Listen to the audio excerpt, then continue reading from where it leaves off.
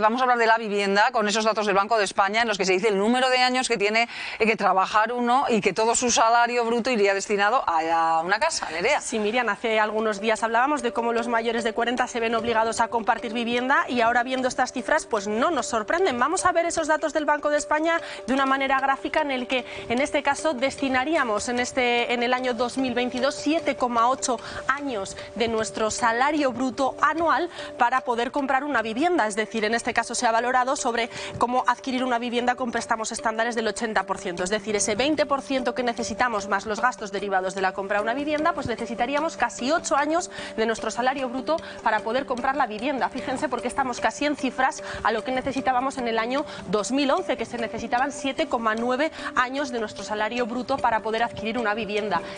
Algo más lejos queda ese 2007, donde necesitábamos 9,5 años. Esto para adquirir una vivienda, esa primera inversión que necesitamos hacer. Pero fíjense, porque también en este caso lo que pagamos el primer año de la compra de una vivienda, necesitaríamos el 36% de nuestros ingresos brutos anuales para poder hacer frente a los pagos de esa vivienda que acabamos de comprar durante el primer año. Algo más necesitaríamos en este caso a la hora de alquilar una casa, donde destinaríamos el 43% de los ingresos anuales para poder seguir de alquiler en una vivienda. Así que no es tarea fácil tanto el alquiler como la compra. Gracias, Nerea. Hablamos con Luis Fabra, director del Grupo de Análisis de Mercado Inmobiliario de la Universidad de Zaragoza. Hola, Luis. Hola, buenos días. Si decimos que se debe trabajar para vivir y no para vivir para trabajar, en este caso es vivir para comprar una casa o alquilarla, o trabajar para comprar o alquilar una casa.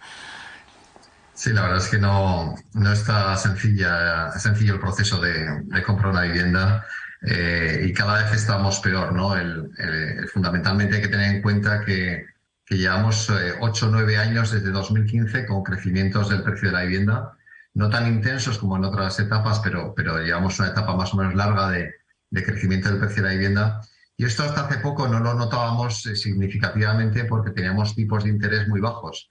Pero en el momento en el que hemos tenido un crecimiento importante en muy poco tiempo de los tipos de interés, pues ya los niveles de esfuerzo son mucho más notables y, por tanto, supone que un menor porcentaje de personas que quieran plantearse la compra de una vivienda pues puedan finalmente acceder a esa posibilidad. Sí, otra fórmula sería el alquiler, pero estamos viendo lo que ocurre con el alquiler, que también ya una buena parte, más del 40% en algunos casos, del salario, del sueldo, también se va a pagar dicho alquiler. La solución al final va a pasar solo por compartir piso en cualquier etapa de la vida. Bueno, esperemos que no sea así, ¿no? El alquiler está todavía peor que el proceso de compra.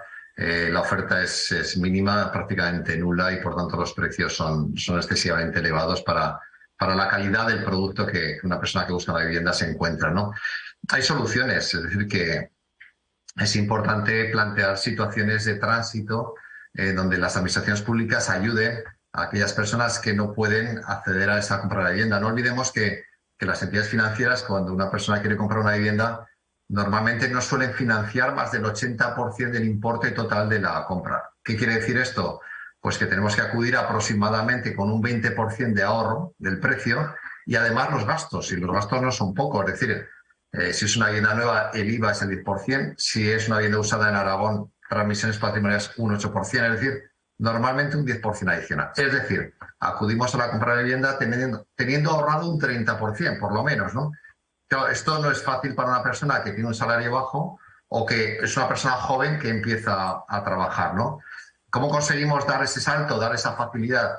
Pues una de las alternativas es que las administraciones públicas avalen ese 30% que se requiere para que una persona consiga un crédito hipotecario. Un crédito hipotecario que, por otro lado, en el contexto actual cada vez es más difícil conseguir. Por tanto, sigue siendo muy complicado, porque ciertamente, como ha mencionado Luis, ahora las entidades financieras ya no dan todo el dinero, sino que dan menos cantidad para asegurarse que van a pagar esas casas. Pero claro, a ver quién es la persona o las personas que pueden llegar a ahorrar ese 30%, si no es con ayuda, como estaba planteando. Sin duda. Luego no debemos olvidar un aspecto importante, y es la inflación. La inflación está haciendo mucho daño porque la inflación no solo supone que la política de los bancos centrales sean de subida de interés y esto lo tengamos reflejado en el Euribor, sino que la inflación va drenando el ahorro. Es decir, que cada vez que vamos a comprar, ese ahorro es menor. Y venimos de una época, digamos, donde hemos tenido el proceso contrario. Con el confinamiento domiciliario, lo que hicimos fue ahorrar, porque no podíamos gastar, no podíamos viajar, no podíamos ir a hostelería, no podíamos salir de casa y, por tanto, se acumuló ahorro. Y eso ha justificado parte del boom que hemos tenido durante parte del año 2021 y 2022 en lo que es el mercado inmobiliario. Pero eso ha cambiado radicalmente, ¿no? Ahora, esa inflación lo que hace es que cada vez tengamos menos ahorro y, por tanto, tengamos menos capacidad de acercarnos al proceso de comprar una vivienda. Y muy rápido, como experto, ¿cree que va a llegar ese momento en el que ya se frene esa subida de los tipos de interés? Porque, si no me equivoco, creo que esta misma semana podría anunciarse una nueva subida por parte de la presidenta del Banco Central Europeo. Así es, se estima que va a haber una subida de 0,25 puntos, es decir, que vamos a seguir del 3,50 al 3,75 e incluso es previsible que a lo largo del año 2023 tengamos subidas adicionales. Es decir, en este sentido, en cuanto a tipos de interés, no vamos a tener buenas noticias. Y, lógicamente, cualquier subida de tipo de interés por parte del Banco Central Europeo o estimación de subida se va a trasladar a los tipos de interés de contratación, al Euribor, ¿no? Aquí el lado positivo es que muchas hipotecas se están formalizando a tipo de interés fijo, 2 de cada 3. Lo que ocurre es que, claro, la subida del Euribor lo que hace es que también el precio de las hipotecas a tipo fijo cada vez sea más elevado, ¿no?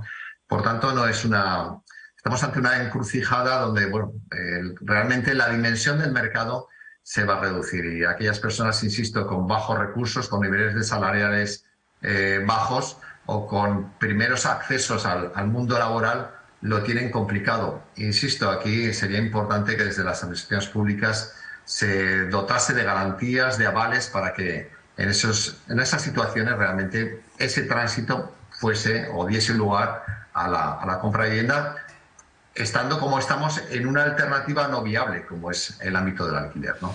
Pues Luis Fabra, muchas gracias por dedicarnos este tiempo en Aquí y Ahora. Un saludo. Gracias. Jorge, bueno, soluciones mágicas no hay, está la propuesta de los expertos de esa ayuda por parte de las administraciones públicas, porque si no, pues es imposible acceder a una vivienda tal y como está el panorama. Sí, lo vemos, ¿no? Que España está a la cola en lo que es emancipación juvenil, tan solo 1 de cada 6 jóvenes puede dejar de vivir con sus padres, ¿no? El acceso a la vivienda es un problema en España, a pesar de ser un derecho constitucional. Y los poderes públicos no han cumplido, ¿no? para que este derecho, aunque sea de luego en periodo electoral y tenga claros tintes electorales, los últimos mensajes del gobierno, los últimos anuncios sobre la promoción de vivienda de alquiler público, creo que necesariamente una de las soluciones pasa por ahí.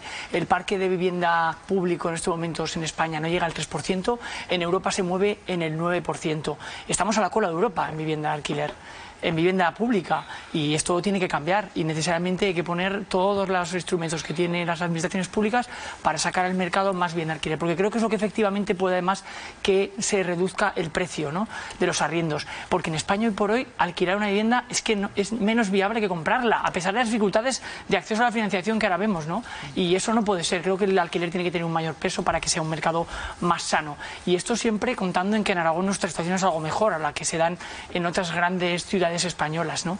Y necesariamente creo que tienen que ir por ahí los cambios.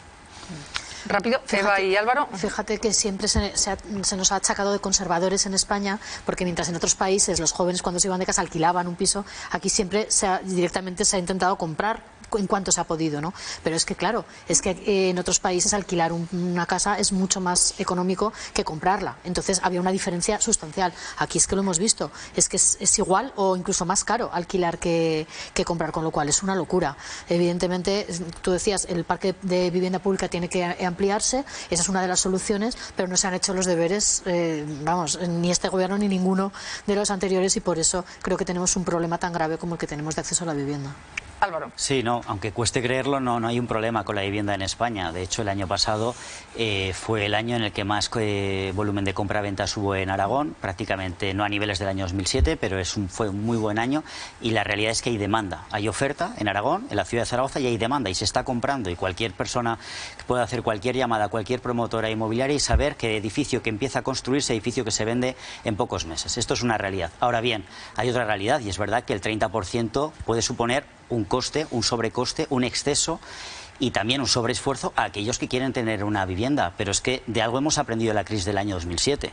Es decir, el 30% es una garantía para darte una hipoteca o un préstamo para que sepamos que al menos tienes un suelo que ya has pagado y por lo tanto también tienes una serie de garantías, como puede ser un contrato laboral, una antigüedad, y esto es verdad que puede contrastar con un joven de 20 y pocos años que quiere emprender, que quiere comprar una vivienda. Pero es que esta es la realidad también de lo que se vive en otros países. La clave es esa, que tengamos vivienda pública o por lo menos de colaboración público-privada, donde el Estado, las administraciones autonómicas sean capaces de promover vivienda. Y otra clave fundamental, porque parece que a todos nos gusta ser propietarios de una vivienda recién construida, pero hay que empezar a rehabilitar viviendas, porque Aragón tiene el parque inmobiliario más antiguo de España y tenemos barrios en la ciudad de Zaragoza donde las fachadas prácticamente son de hace 40 años y no hay eficiencia energética, prácticamente no tienen ascensores. Quizás si apostemos por una rehabilitación integral, haya jóvenes que no puedan pagar 300.000 euros en una vivienda, pero por 150.000 euros sí que puedes empezar con menos de 30 años a irte a una vivienda de un barrio conocido de Zaragoza.